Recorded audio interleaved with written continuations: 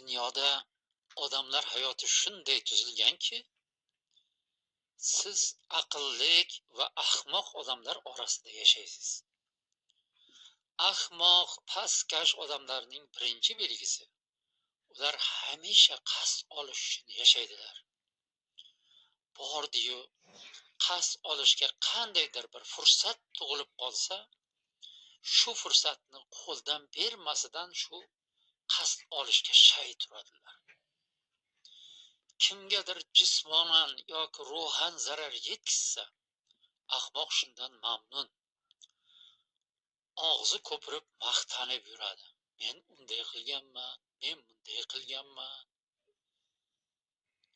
Odamlar undan iztirob cheksa, ahmoq uchun bayram. Ammo aqllik ham o'ch ola biladi. Aqllik dono kishining qasd olishi ahmoqnikidan tubdan farq qiladi. Aqllik dono inson qo'lini musht qilib yurmaydi. Qani aytingchi, sizni dushmaningiz nimani kutib yashaydi? U sizni xor bo'lishingizni kutib yashaydi. Qani edi, sizni u abgor holatda bir ko'rsa edi, shuning uchun siz xotirjam yashang. Hayot quvonchlariga mazza qilib yashang.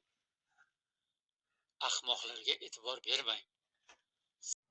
Alloh bu dunyoda kimniki yaratgan bo'lsa, demak ularning ham hayotda o'z o'rni bor. Sizni aqlli va dono bo'lishingizda ana shu ahmoqlarni ham hissasi juda katta. Shuning uchun ham siz ularga saxtlik va salomatlik tilang.